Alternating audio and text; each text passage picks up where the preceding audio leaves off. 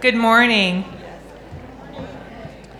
Thank you for being with us this morning. I'm Carrie Thompson. I'm the Executive Director of the Center for Rural Engagement at Indiana University.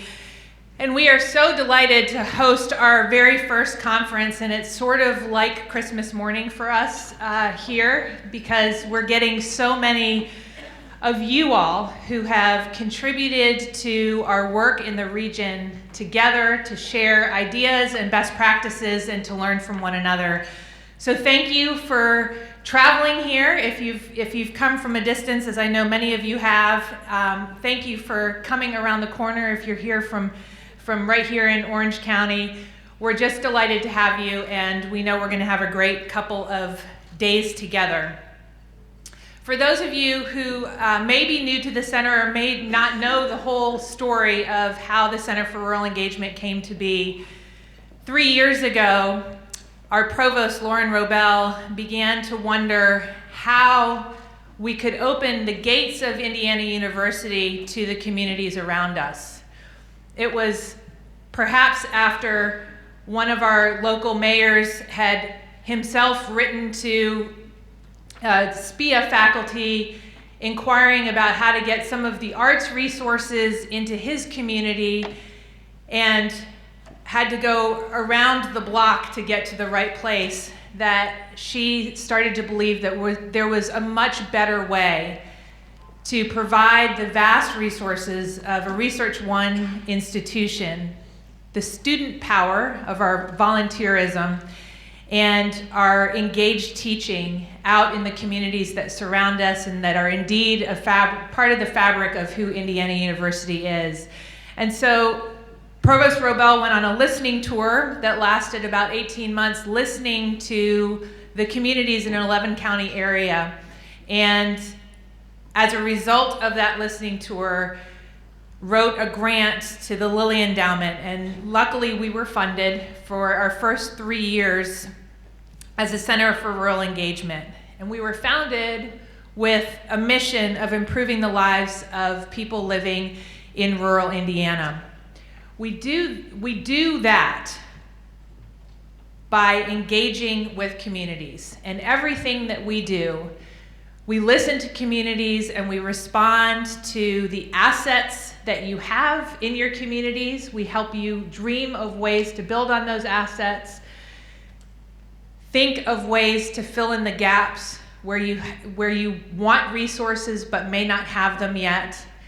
And we engage our faculty and our students in helping to create a reimagined vision of what it means to live in rural America in the 21st century.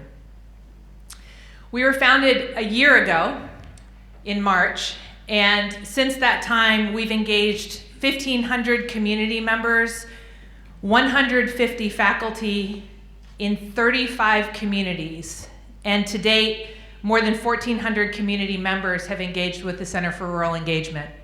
We think that's a pretty fabulous first year. Additionally, we have now engaged every single school at Indiana University in our work.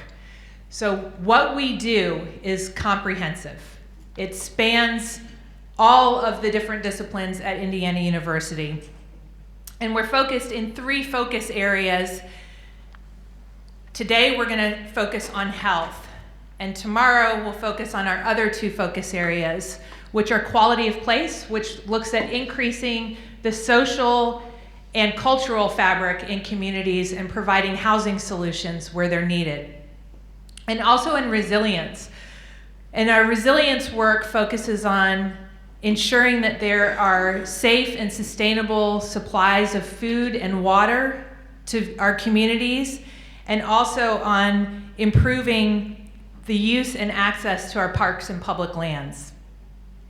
In health, where we'll focus today, our goals focus on reducing the negative impacts of the addiction crisis on our communities, on improving maternal and family health, and reducing the incidence and improving the outcomes for patients with diabetes, hypertension, and obesity throughout our region. Health access has been a core issue we've heard about since the provost started that listening tour 3 years ago. With the near daily changing face and possibilities of health provision, our research university is uniquely poised to offer communities the latest in research, but also to tap into our top-notch social work school, School of Public Health, our growing nursing school, and the largest medical school in the nation. The opportunity to leverage these resources to assist fellow Hoosiers is upon us. And the center's been able to partner with leaders in our 11-county area and beyond to create community health improvement plans, build coalitions of health workers to disseminate the latest in addictions treatment and maternal health protocols, and to reach patients who were previously unserved. Today, we'll spend our time together learning from the experts and from one another to further the health of all Hoosiers. I want to tell you a little bit about one of the programs that has been particularly impactful in our health focus area. You'll hear about more today as we go through our day together, but Professor Priscilla Barnes, that's hard to say together, Professor Priscilla Barnes, has been leading the Community Health Improvement Plan process in a number of counties.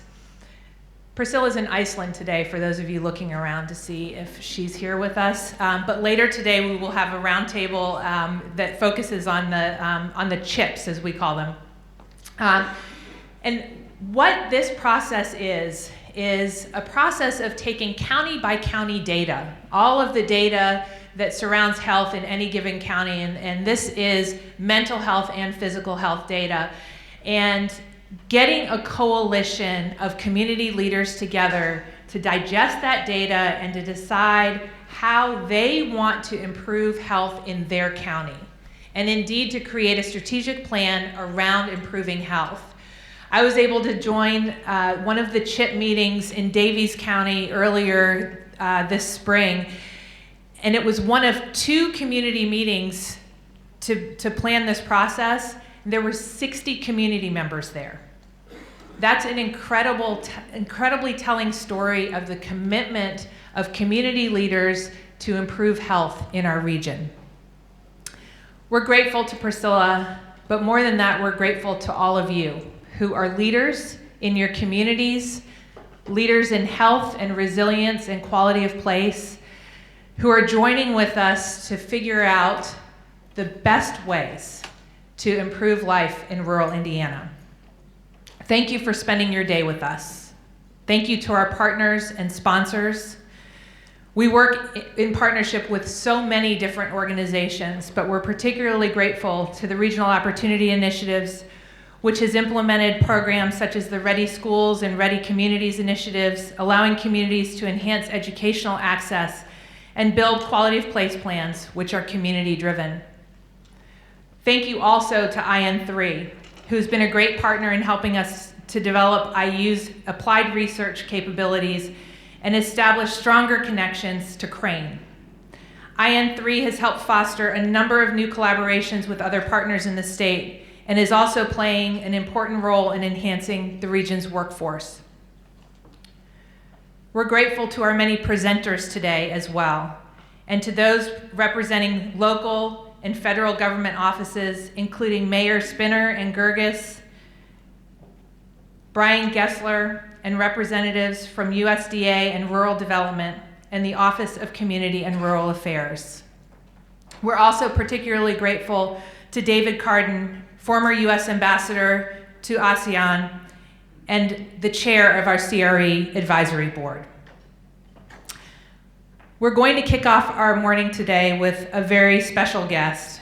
Charlie Greer serves as the Impact Data Solutions and Statewide Advocacy Vice President for the Indiana Youth Institute. IYI is a nonprofit organization that provides data, capacity building resources, and innovative training that impacts the healthy development of children in Indiana. Charlie has dedicated his career to education and the development of our youth as a teacher, instructional coach, department chair, and district administrator. He previously served as Director of Early Learning and Intervention for the Indiana Department of Education, where he led efforts for English learners, migrant education, school improvement, and early learning. Charlie, thank you for being with us today.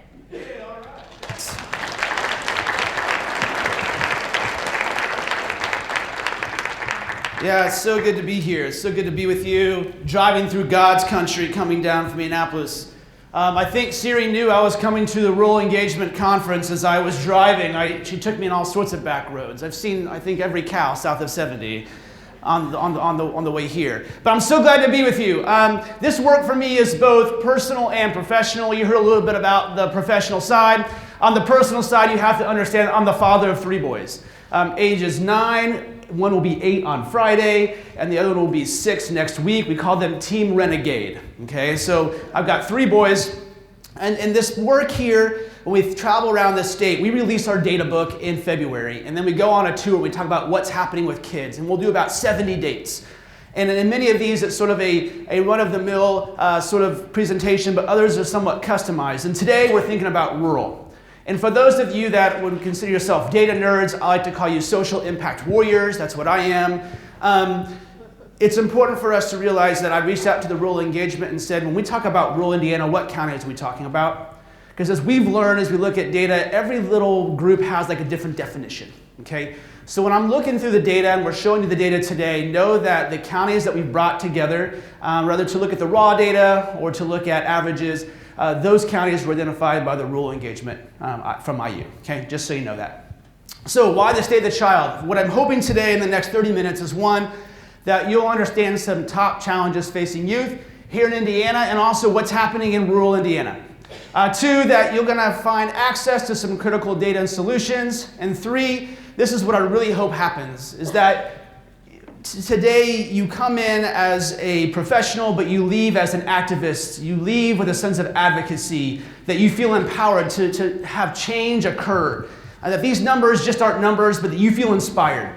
And more importantly, that you feel inspired to work together and be responsive. You see, oftentimes, we talk about collaboration. And I think collaboration is all good and well. But really what collaboration is doing is saying, Stephanie, what are you doing that I can learn from and maybe steal? Right? And then kind of go implement over here. What I hope that you leave today is you feel inspired to work together and work in convergence, which I believe is a step further than collaboration, which is saying, what are we doing collectively together to make change? So as you're here, as you're working together, think about how you can partner, how you can take those relationships beyond just taking ideas, but truly working together in a collaborative way, but in a way towards a common goal that makes change for kids. Because you see, in Indiana, we must improve the lives of all Indiana kids. We know that Indiana can be a great place to grow up. I know this. I grew up in Wayne County, or Richmond. Great place, had a great upbringing. However, it's not yet great for all kids. Indiana can be a great place to be a kid, but it's not yet great for all kids. I'm going to look at families and communities, education, health, and economics to give you a picture of what's happening. But before we jump into the numbers, and there's going to be big numbers like 1.5 million, it's important that we think about the 1. And for me, his name was Enrique. On my first day of teaching, I started off as a classroom teacher. I was an ESL teacher. My first class, I'm 22 years old. 12 boys come in. All boys in ESL classes are quite small, which is really nice. All boys, they come in, and what I like to joke is that, 12 12-year-olds and one 22-year-old, like our maturity level was like the exact same, folks, okay? We had a great time. And at the end of that class, Enrique turns around and looks at me, and he says, "See you later, Mr. Gallo." Licks his fingers, smooths his brows, and points at me, and walks out the door. I was hooked. I was like, this kid's amazing. And you see, Enrique changed my life. From that moment on, I was different. Enrique taught me what it means to be a mentor, what it means to understand poverty, what it means to understand second language learners. So much learning, and he learned English certainly, but I learned more from Enrique than he will ever know. What's funny is Gallo is the name for rooster. Now, my last name's Geyer, which is a German surname, which means one who eats the dead, which is kind of funny. My family were butchers. Gallo is rooster. And from then on, all of the kids call themselves the pollitos, which are the little chicks. Even today, when I go to the neighborhoods, they don't refer to me as Geyer, it's Gallo.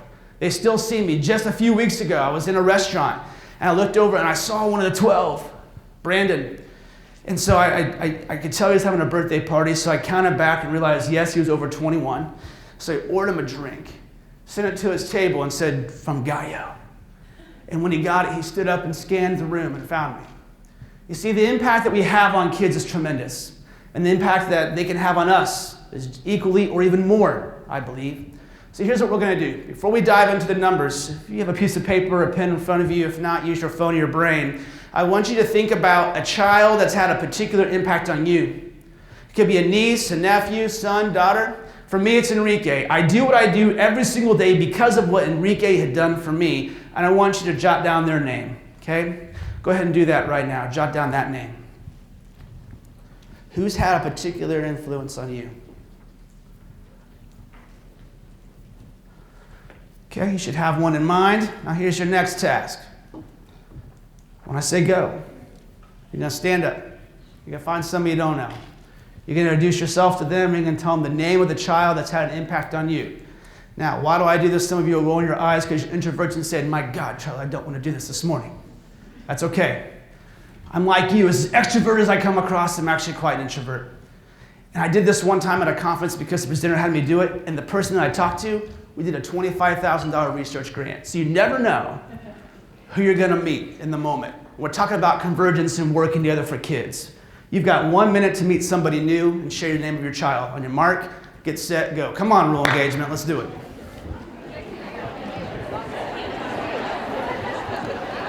3, 2, and 1.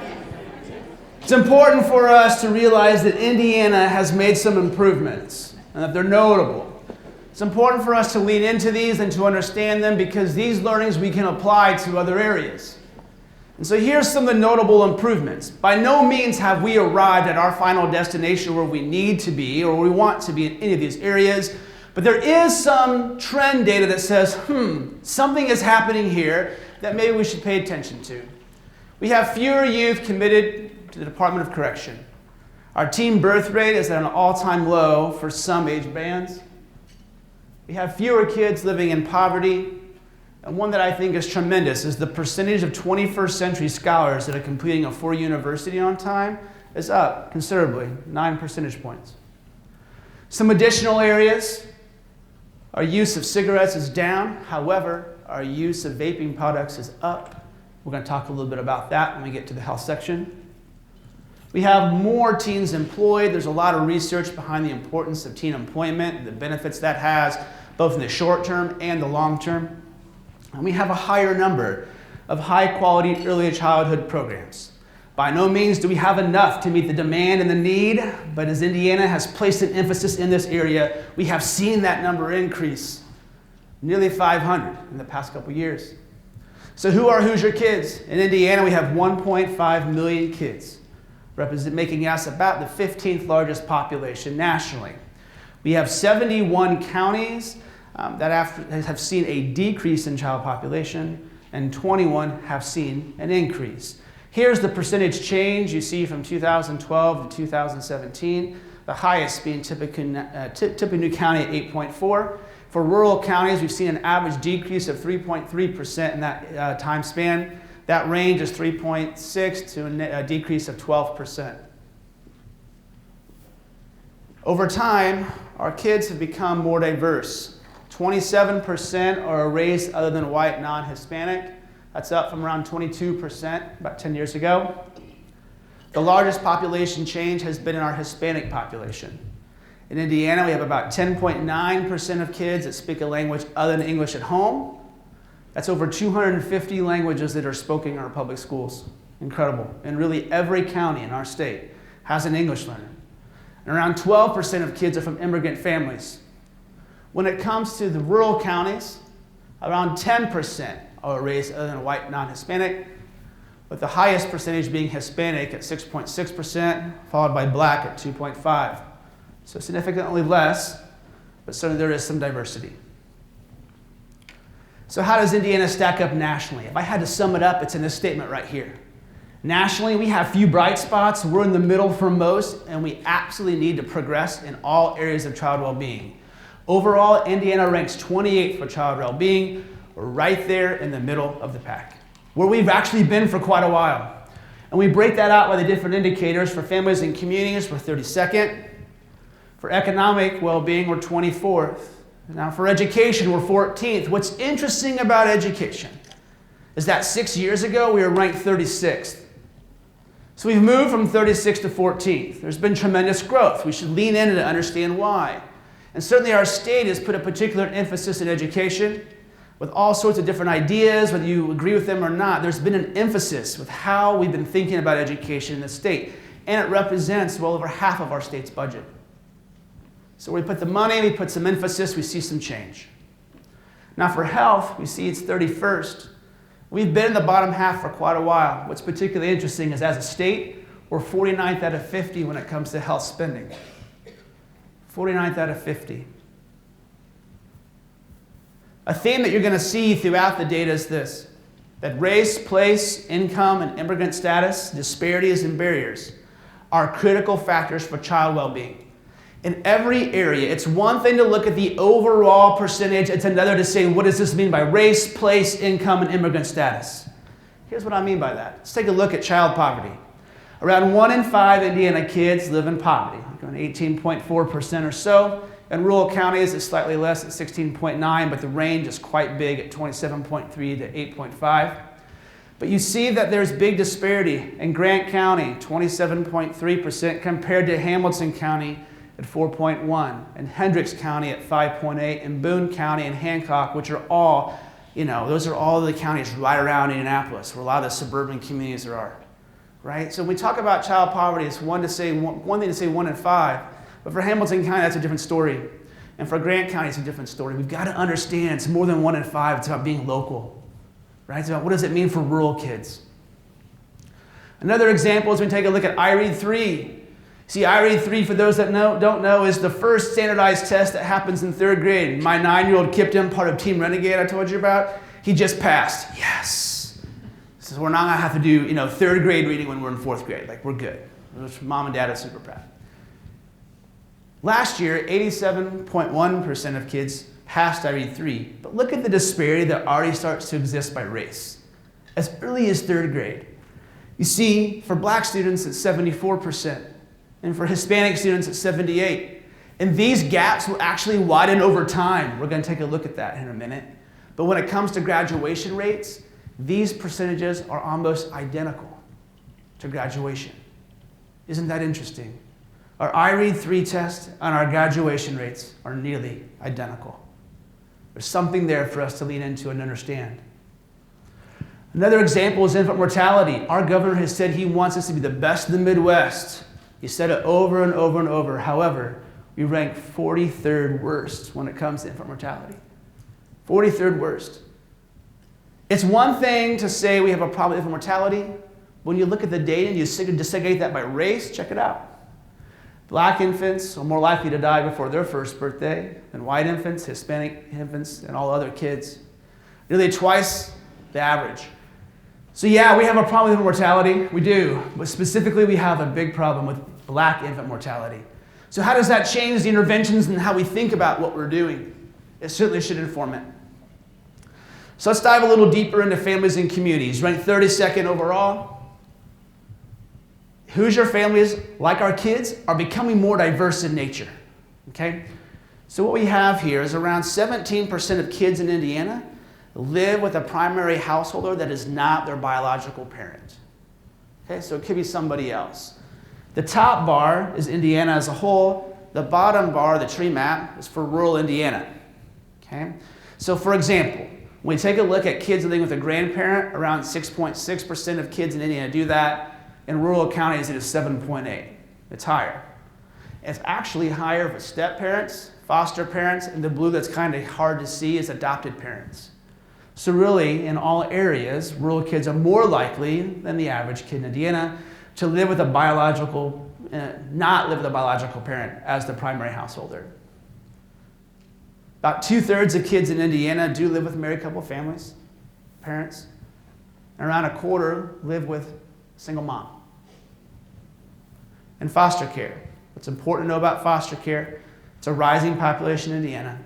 Around 1 in 8 kids in foster care have been waiting 4 years or longer for adoption, and many of them have experienced more than 2 placements. It's important for us to lean in to say, okay, if we have, even if it's a small percentage, it comes down to the one, it comes down to the Enriques, the ones that you wrote down. What is life like for that individual and for the foster kids? So that there are some barriers.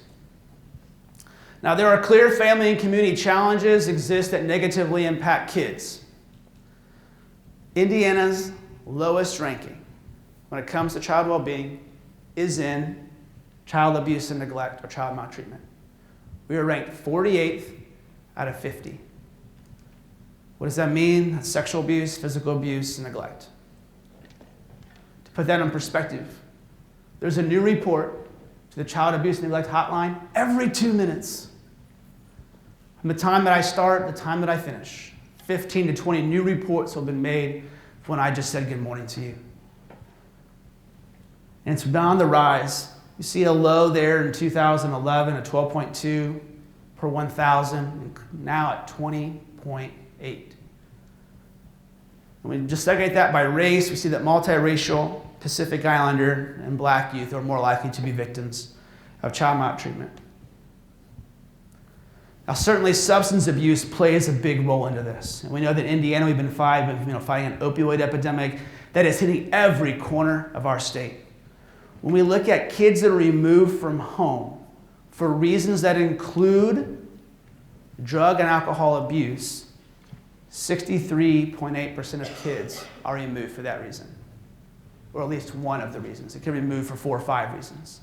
So 6 in 10 kids are removed for reasons that include substance abuse. The average for the rural counties is 66.7, so slightly higher. The range is 100% of removals to 34.8. Now, what we do know is that children thrive when they're surrounded by stable, consistent, and meaningful relationships with caring adults. So not only are we going to talk about some of the data and what the challenges, we're also going to talk about what are some of the opportunities that we have and what we can lead into and think about differently maybe. And so the area that I'd like for us to highlight or to talk about is really mentoring, and specifically quality mentoring. You see, youth with a mentor experience better educational, vocational, and psychosocial outcomes. Nationally, around 1 in 3 people will grow up without a mentor. There's lots of opportunities. Now, not all mentoring is created equal. That's important for us to know. It's more than just a relationship or being nice to a child. There are quality mentoring standards that exist. Areas like standards of recruitment, screening, training, matching, initiating, monitoring, and support, and closure of the relationship. And what we know from the data is this, that kids, and specifically at-risk kids, that have a quality mentoring experience, the results are tremendous. The impacts are these: 130% more likely to hold a leadership position, 78% more likely to volunteer, and 55% more likely to enroll in college. So what are some of the solutions? As you're thinking about working together, thinking about how communities might address this, how we might get quality mentoring in some of our rural counties. How can you work across sectors to identify the children most in need? Oftentimes we start a program and we don't think necessarily, is it serving the ones who are most in need? So how can you think about that as an organization and community? And another area in which to consider is thinking about continuous improvement. So if there are existing mentoring programs, how can we ensure that those are quality mentoring programs? How can we engage with professional learning and to grow them? All right, let's switch to economic well-being. Earlier, I talked about how Indiana is ranked 24th overall for economic well-being. Last year, we were ranked 19th, so we've dropped. And it's not necessarily that Indiana is getting worse, it's that other states are getting better faster. That's what it comes down to. Our unemployment is low, things are getting better, but other states are figuring things out a bit faster. You see, although unemployment is low, many Hoosier families experience economic instability and insecurity. Let's take a look at household income. We know that family income is associated with positive outcomes for children, including better health, behavior, academic achievement, and financial well-being as adults. But clear disparities exist by race and place. You see, female and black households have the lowest median incomes. In addition, those gaps exist by place. The lowest household median income in Indiana is $42,000 per year in Delaware County, and the highest is $95,000 per year in Hamilton County. And we compare our state to our neighbors. Hoosier families have the second lowest median income only to Kentucky. We're better than Kentucky. Some people are excited about that. But we certainly have a long way to go. You see, a major challenge to economic well-being is poverty. And children who experience poverty, especially during early life or for an extended amount of time, are at risk for adverse health and developmental outcomes. You see, while child poverty has decreased, clear disparities still exist. With black Hoosier youth are significantly more likely to be in poverty than their white peers. And a population that we don't talk a whole lot about, it's really important that we do, are the working poor. These are families that spend at least 37 weeks in the workforce but still fall below that poverty level. Why that's important is oftentimes these families do not qualify for social services. They're trying, but the wages aren't there, the opportunities are not there. And we take a look at that, we see that Hispanic kids are more likely to live in a working poor family than their black, white, and all other kid peers. Now, raising a child is expensive. Team Renegade, I told you about, I'm dealing with that right now, right? So when I look at the statistic that's going to cost $233,000 per kid, whoa! Over the course of that lifetime with me at home, it's quite sobering. And we see the cost of raising a child. A large share of that is in housing, food, and childcare and education. And so I want to focus on these three areas because I think they align with some of the areas that you're thinking about and talking about over the next day or so. So let's take a look at housing stability. Housing burdens can negatively affect children's physical and mental health, contribute to keeping a family in poverty, and lead to parental stress. Indiana is an affordable place to own a home. Our state ranks 10th best for children living in households with a high housing burden. However, 1 in 4 kids do live in a household with a high housing burden. And there's some major areas of impact when it comes to that. One, there's a risk of homelessness. In 2017, nearly 17,000 Indiana public school students were identified as homeless or housing unstable. This ranges from 7.7% down to nearly 0%. And eviction is another area. Indiana's eviction rate is 4.1%. That's nearly twice the national average. So we may be an affordable place to own a home, but 1 in 4 are living with a high housing cost, and a large share are also dealing with evictions. When it comes to food insecurity, households without consistent access to adequate food are considered food insecure. More than 1 in 6 Hoosier kids experience this. And Hoosiers living in rural areas are more likely to experience this. Food insecure ranges from a low of 11.8% in Hamilton County to a high of 23.1% in Switzerland County. Now, childcare. Indiana is an expensive place to have childcare. We rank in the top 10 when it comes to cost. And the cost ranges from nearly $14,000 per year per child in Hamilton County to a low of $4,000 in Pike County. Let's take a look at education. We talked about Indiana making a lot of progress and a lot of growth in this area. Down from 36th to up to 14th.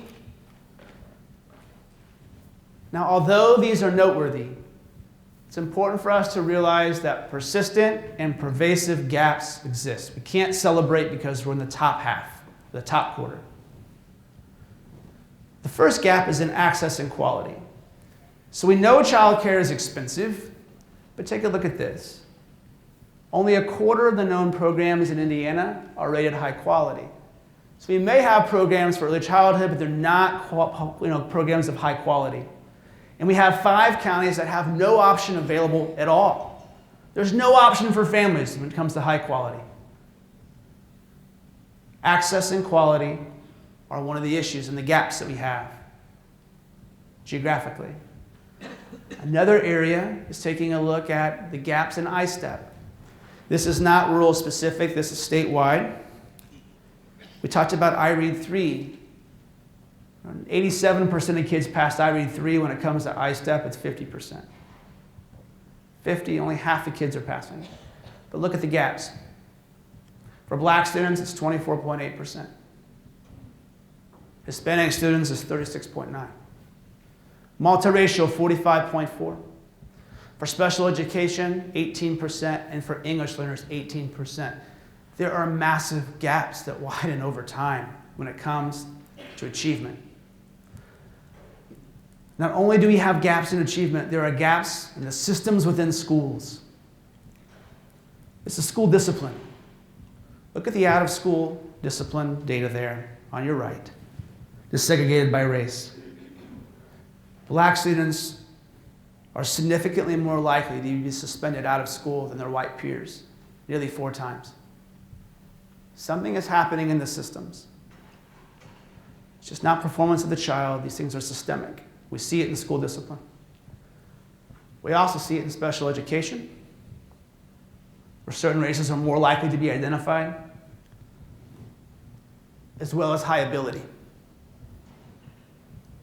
In all of these areas, we see gaps by race, by place, sometimes by income, and certainly by immigrant status as well. And there are challenges that are regarding school safety, social emotional development, and trauma and support that are also reality. And we've got to lean into those and understand those.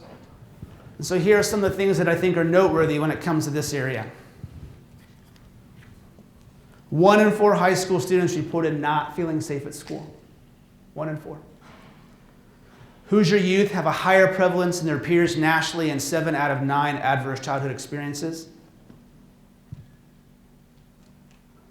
Females are more likely to be bullied and cyberbullied than their male peers. You see, when kids feel these stressors or feel unsafe or dealing with adversity, their ability to learn is absolutely impaired. Now, post-secondary success improves individual outcomes, builds stronger communities, and strengthens the economy. And all Hoosiers benefit when the next generation is well educated and economically secure. And for Hoosier youth to reach their educational success and thrive, it's critical that plans for post-secondary start early. You see, the average cost per year for in-state colleges is expensive. For 2 years, it's nearly $16,000, and for 4 years, it's $22,000. And there are considerations that we've got to keep in mind.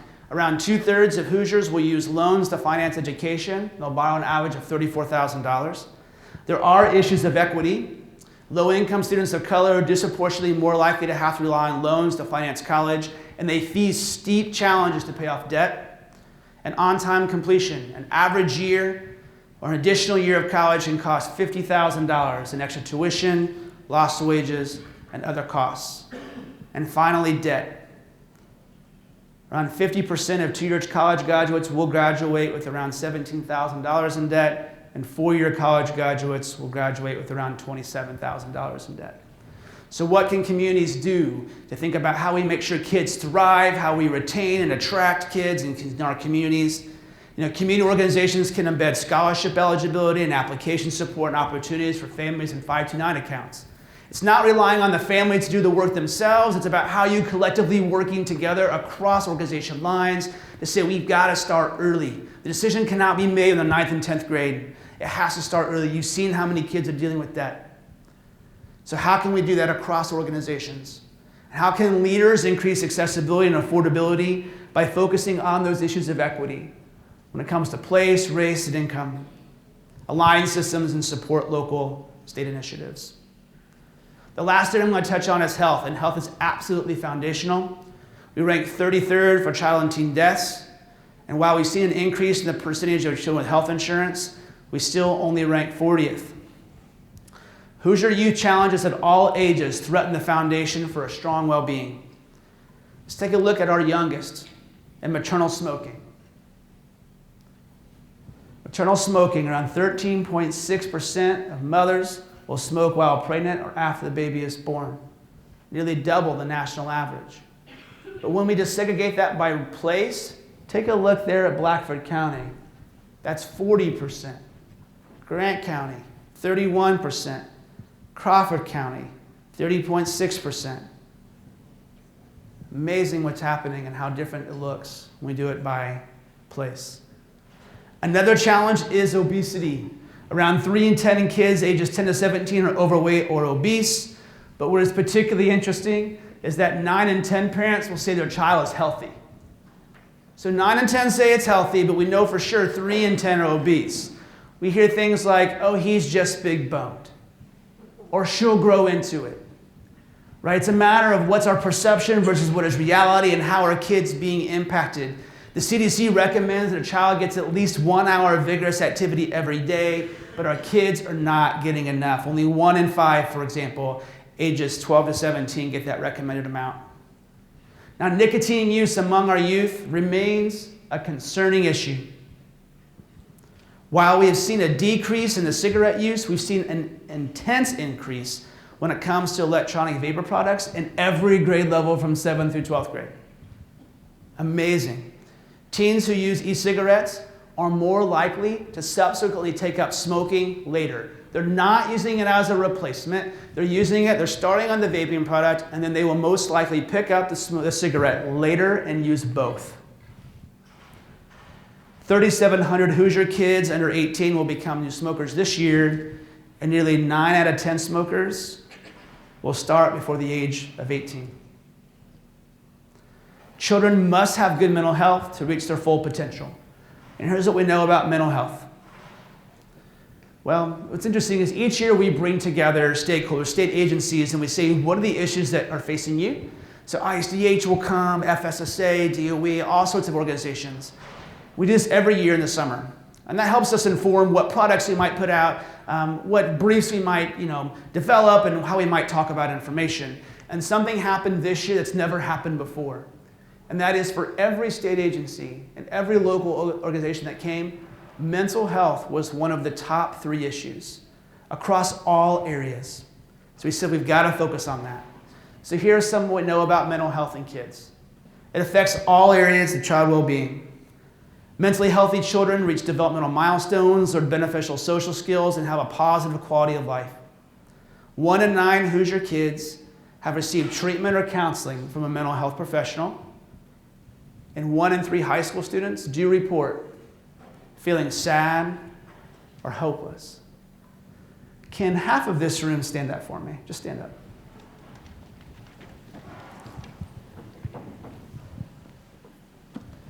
Okay. Around 1 in 5 Hoosier kids have seriously considered attempting suicide in the past 12 months. 1 in 5.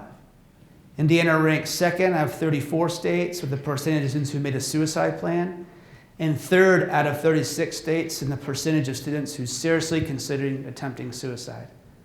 We have the highest suicide rate compared to all of our neighboring states. But when we desegregate this race by students who identify as lesbian, gay, or bisexual, it increases 5 times. Those who are standing, if we were the population of students that represent the gay, lesbian, and bisexual community of our kids, this half has seriously considered suicide. Y'all can have a seat, thank you. In every area, the blue are students that identify as gay, lesbian, bisexual, the light blue are heterosexual peers. From considering suicide, making a plan, attempting suicide, and being treated by a doctor, considerably higher. A question I often get is, what about students that identify as transgender or queer?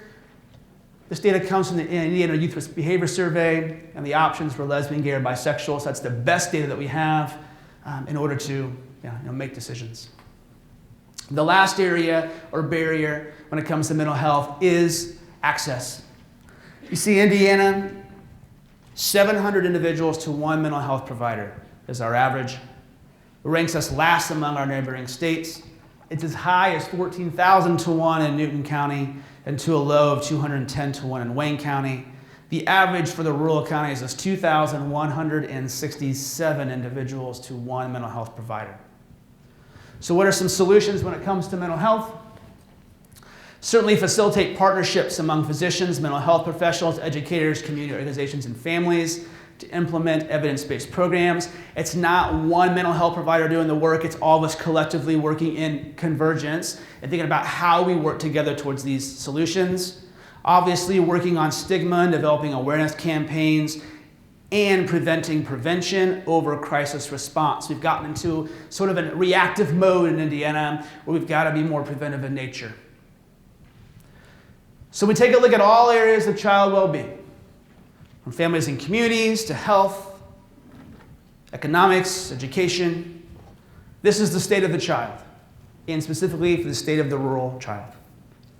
We have notable improvements that we can gain insights, and we've got to lean into those.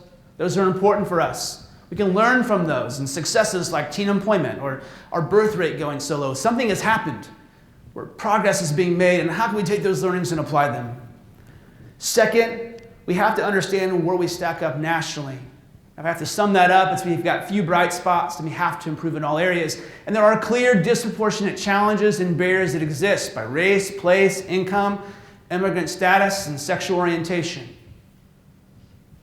And there are critical factors that are impacting youth, like the need for quality mentoring, like the need to be post-secondary ready when it comes to being financially ready, and the need for mental health are just three of the areas that we can lean into and hopefully find some solutions.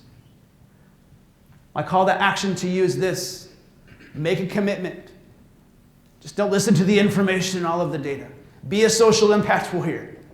Make a commitment to improve the lives of all Hoosier youth, to challenge the status quo. The way things have been in rural Indiana do not have to be the ways they always have to be. But there is a bright future and something we can all lean into to ensure that kids are thriving. Think about how you work together in community beyond collaboration, certainly learn from another and take ideas, but how can you really make a difference and inspire action? And use your voice to amplify the data and the discussion, whether on Twitter, at lunch, or dinner tonight.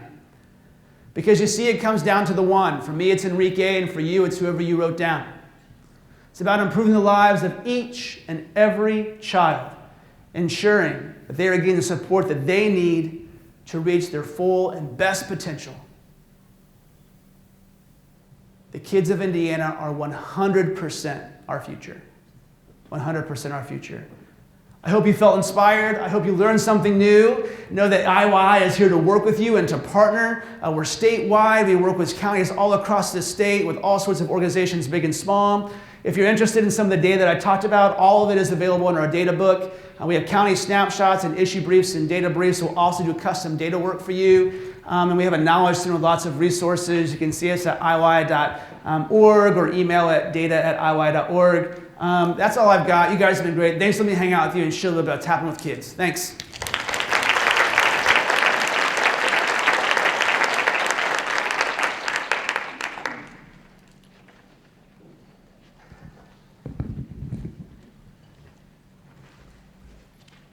Charlie, thank you so much.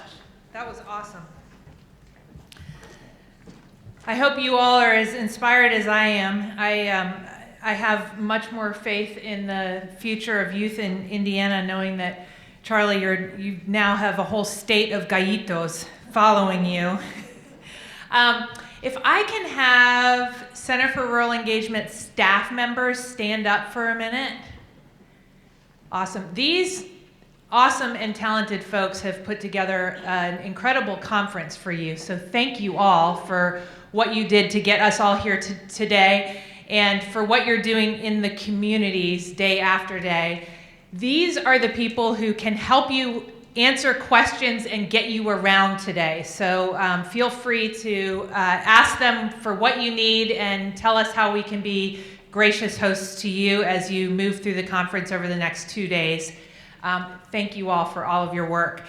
I'm going to encourage